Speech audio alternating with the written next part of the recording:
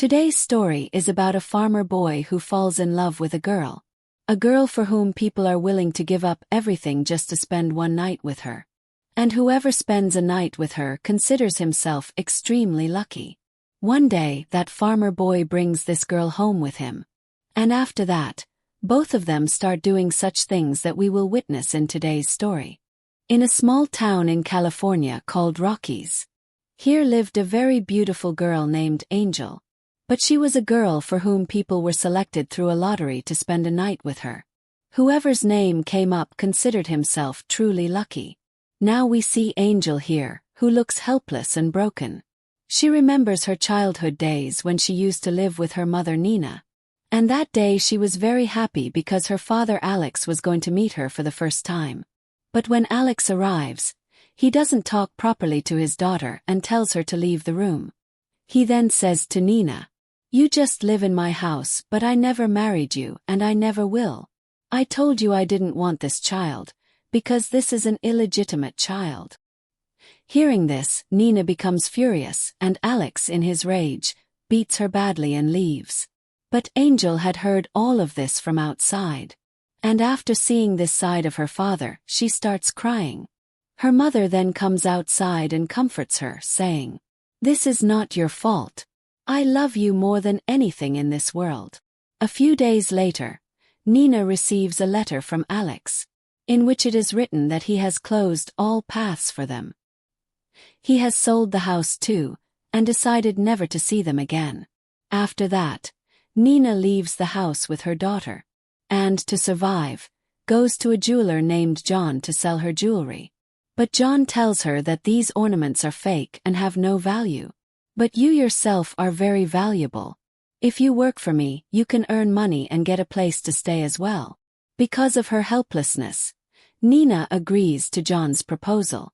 After that, John first gets intimate with Nina and then puts her to work so they can both earn money.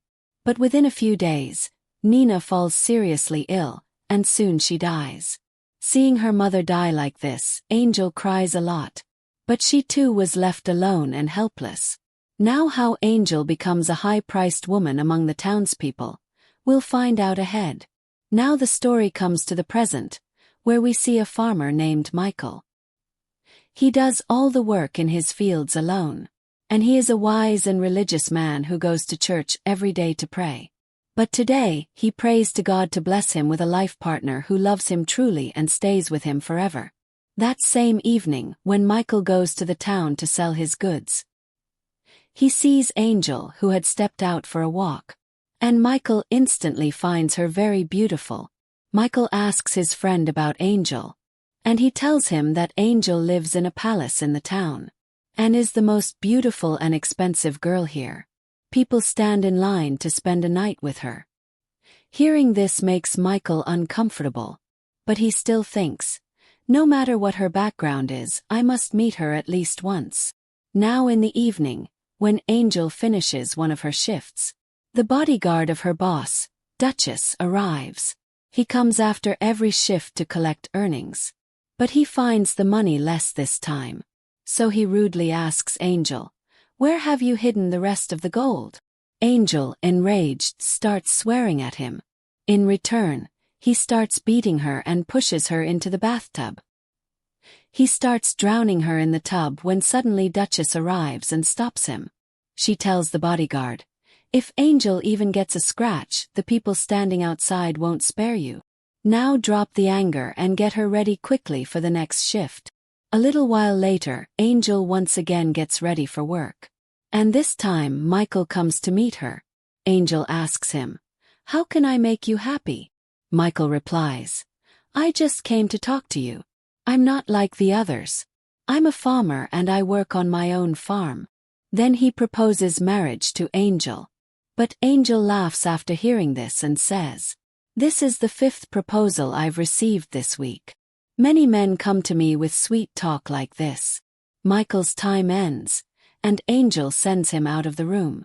But the next day Michael returns again, this time paying double the money, just to meet her.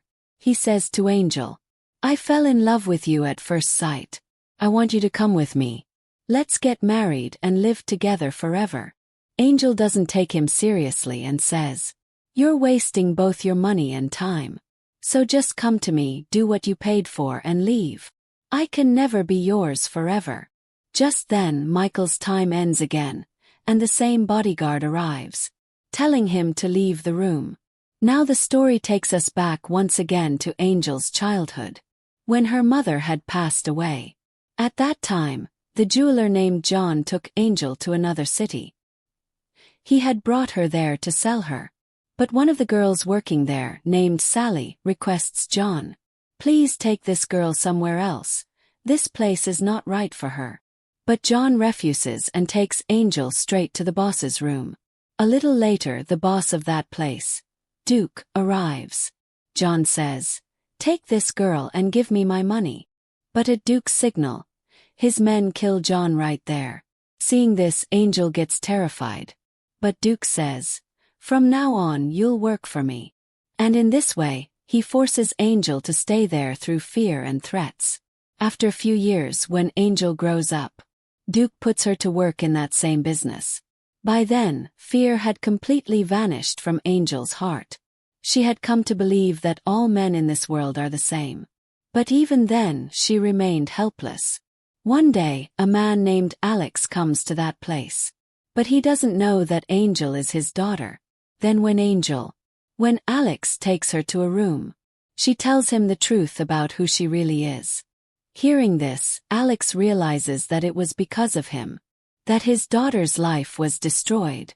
Feeling guilty, he blames himself and commits suicide. Meanwhile, Sally gives Angel some money and helps her escape. When Duke finds out about this, he gets furious and has Sally murdered.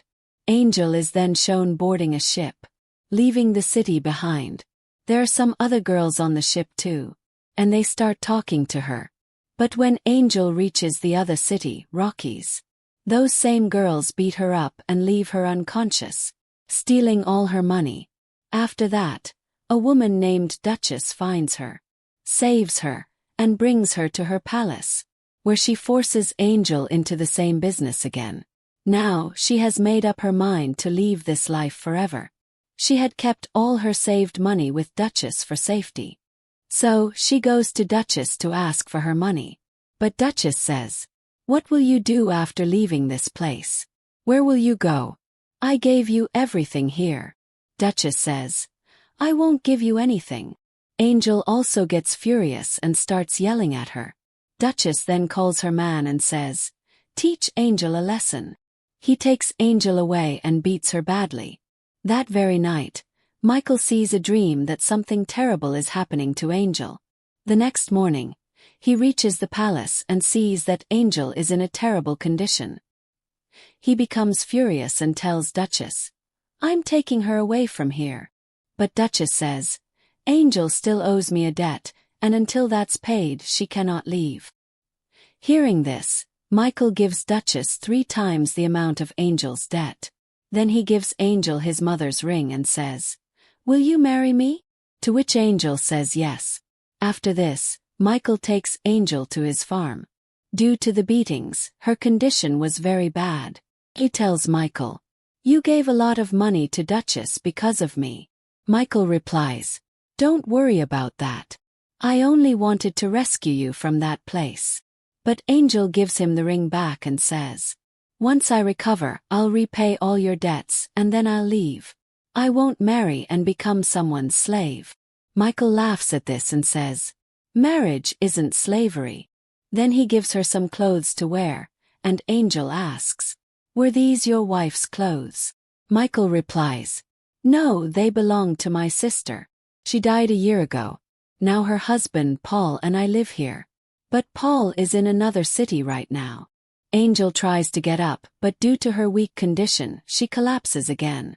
Michael starts taking care of her, and in this way, 3 weeks pass. Angel slowly recovers. One night, when Michael comes to check on her, Angel calls him close and says, "Now it's time to repay your debt." And she tries to get intimate with Michael. But he refuses and says, "I didn't save you for this. I want you to feel the same love in your heart that I feel in mine. And until that happens, I won't come close to you." They talk more. Angel says, when I was a little girl, my mother used to pray a lot to God. But still, she was given a hellish life. That's why I don't believe in God.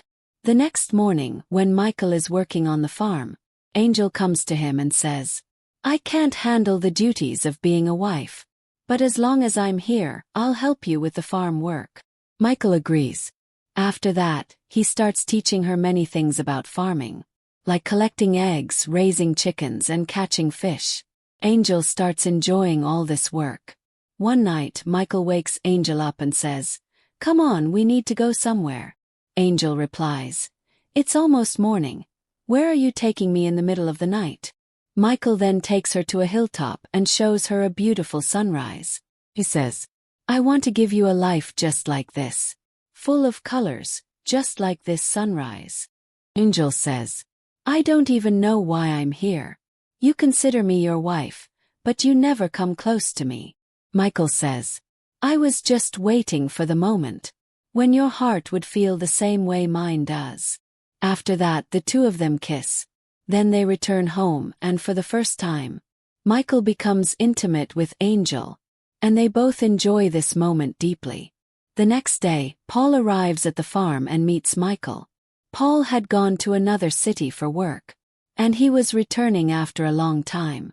They catch up and talk about how they've been, and Michael tells him, I got married. Then he takes Paul to meet Angel. As soon as Paul sees her, he recognizes her, but doesn't say anything at that moment. Later, when Michael leaves, Paul talks to Angel privately and says, I know exactly who you are, and what kind of work you used to do. Michael is a very good man. He deserves a good wife, not someone like you. Angel replies, He came to me on his own, and even after knowing everything, he still chose to accept me. You should accept her too, Angel tells Paul. But Paul doesn't agree and goes straight to Michael. He starts telling him that Angel is a disgusting woman and speaks badly about her. Michael punches him and says, If you consider me your brother, then you'll also have to treat Angel like a sister. In the next scene, we see Angel and Michael together. Michael tells her that Paul is going to the city the next day, and also shares everything that happened between them. Then he looks at Angel and says, I want to spend my entire life with you. I want us to have children and live happily together. But Angel couldn't become a mother. And Michael didn't know this yet. At this point, we're shown Angel's past. Once she had become pregnant. And to make sure it never happened again, Duke had called a doctor and forced an abortion on her, so she could never become a mother again. Now from the next day, Angel begins doing all the farm work properly.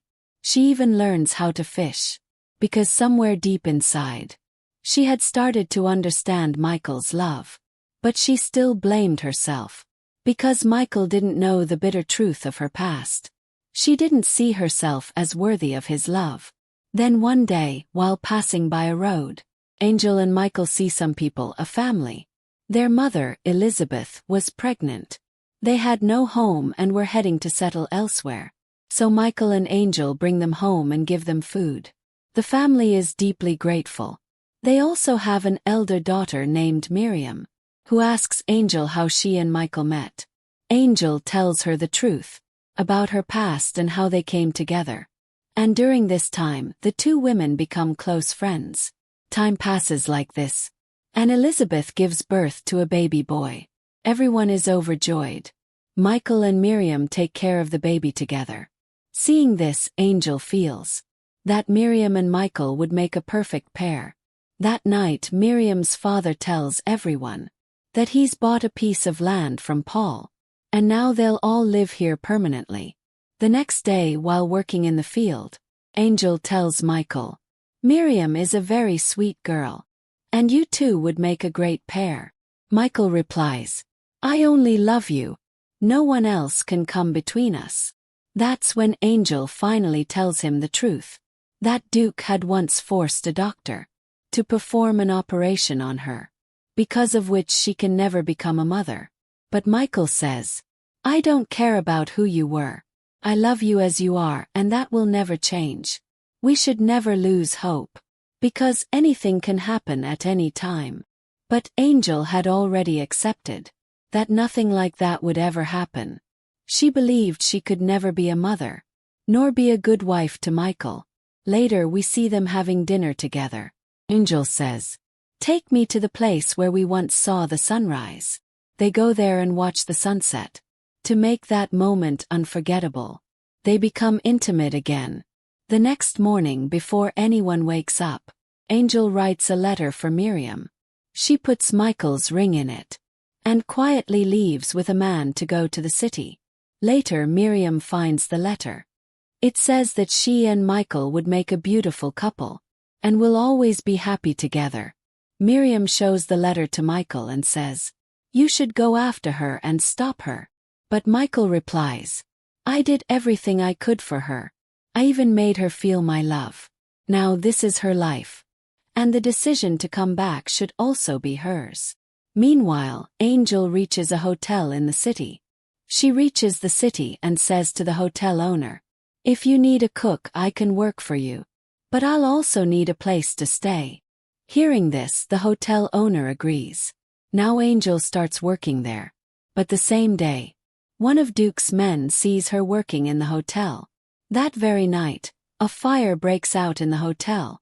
Everything burns down. The next morning, while Angel is clearing out the burnt remains, Duke shows up in front of her. Yes, the same Duke. The man who had killed John in her childhood and taken Angel under his control. He had started the same business in this city again. Something Angel didn't know. He tells her to come with him. But Angel refuses and says, "You can't force me anymore." That's when Duke reveals, "I was the one who set the hotel on fire last night. And if you don't agree, I'll have the hotel owner killed too." Left with no choice, Angel goes with him. But once there, she sees that Duke has 2 little girls.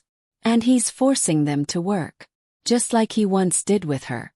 Angel says, "You can't handle grown women. So now you bring little girls to torture them instead." Duke, furious, threatens her, "If you try to go against me or run away, I'll kill you." Then he tells her to get ready. He wants to present her on stage in front of everyone. At that moment, Angel prays to God for the first time. "If you really exist, then help me, even if only for those little girls. Give me the courage to speak the truth." Duke brings her to the stage. But instead of staying silent, Angel speaks up and tells everyone how Duke abuses little girls, and even shares her own story. Duke shouts, "She's lying," and drags Angel into a room to kill her. But just then, one of Duke's own men attacks him. He had grown tired of Duke's cruelty. He tells Angel to run. Angel quickly rushes to the girls' room, rescues them and escapes. Seeing this, the crowd realizes the truth. Duke is a monster who tortures little girls. Everyone becomes furious and chases Duke down. Duke tries to run, but people surround him from all sides. They capture him and hang him to death. Now the story jumps ahead 3 years. We see Paul in another city, and suddenly he spots Angel. He follows her and reaches a big school. Inside, when he inquires, he finds Angel. He asks, "What is all this? What are you doing here?" Angel explains, "This is a school. Girls like me, those who want a new beginning, are educated here." Paul is deeply moved. Then he asks about Michael and Miriam. Angel asks about them, and Paul replies, "Miriam is now my wife, and she's expecting a baby. You thought Michael and she would end up together." Paul says, "But Michael always saw Miriam as a sister, and even now, he's waiting for you. He still loves you very much." Hearing this, Angel feels deeply sad. She had only left so Michael could be with a better woman. Then Paul gently requests her, "I'll be leaving at 4 p.m. If you want, you can come back with me." Meanwhile, we see Michael working in the fields. He suddenly sees someone.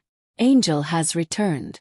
She walks up to him and says, "My real name is Sarah, something I've never told anyone. And I only came back to say, I love you deeply. Please forgive me for everything I did. I know I caused you a lot of pain." Michael replies, "It's because of that pain that we got this beautiful moment. And now we're together." Then he gives her his mother's ring, the one he'd been keeping all this time, and welcomes her back into his life. The two smile, and kiss each other. And then, we are shown a scene a few years later. Michael is fishing.